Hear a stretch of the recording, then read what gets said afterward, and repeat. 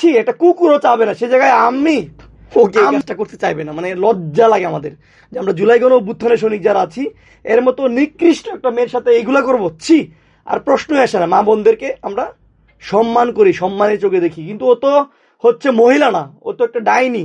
এবং ও জুলাই গণ অভ্যুত্থানকে নিয়ে কটাক্ষ করে ও যে অভিযোগটা করেছে, ব্যাপারটা হচ্ছে কি, ও সামাজিক যোগাযোগ মাধ্যমে অনেক মহিলারা আছে যারা এটা কিছু হলেই একটা পুরুষকে সহজে ধর্ষণের মামলা দিয়ে ফাঁসাতে পারে, তো সে সেটা হয়তো বা ট্রাই করতে পারে। বাট এখানে যে ব্যাপারটা ছিল একদম স্পষ্ট জলের মতো, সোশ্যাল মিডিয়া ছিল, ভিডিও রেকর্ডিং ছিল, মানে তাকে, সে আমাকে যখন আঘাত করতে চায় আমাদেরকে বারবার, তাকে যা শুধু প্রতিহত করেছি।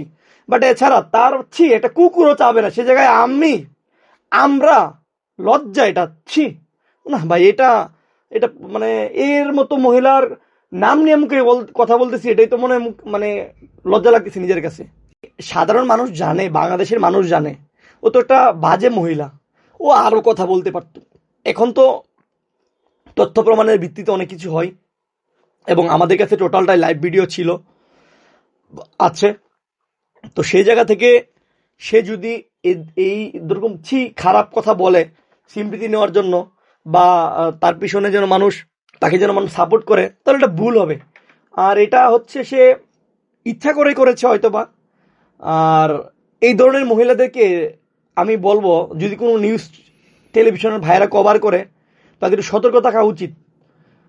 আর জুলাই গণ অভ্যুত্থানকে যারা অপমান করে তাদের কাছে না যাওয়াই উচিত, যাদের জন্য আজকে আপনারা অনেক মিডিয়ার ভাইয়ের আছে বিগত বছরগুলো অত্যাচারিত, নিপীড়িত, নির্যাতিত হয়েছেন। জুলাই গণ অভ্যুত্থানের মিডিয়া ভাইয়েরাও শহীদ হয়েছে। তো সেই জায়গা থেকে ওই ভাইদেরকে রিকোয়েস্ট করবো, আপনাদের ভাইয়ের দরদে হইলেও, সেই শহীদদের কথা স্মরণ হইলেও, মিডিয়া ভাই যারা শহীদ হয়েছে এদের মতো থার্ড ক্লাস থেকে দূরে থাকবেন। আর হচ্ছে মানে ভাই, বাংলাদেশে রুচি দুর্ভিক্ষ লাগছে নাকি আমি বুঝতেছি না, কি কথা বলে, মানে ননসেন্স কথাবার্তা।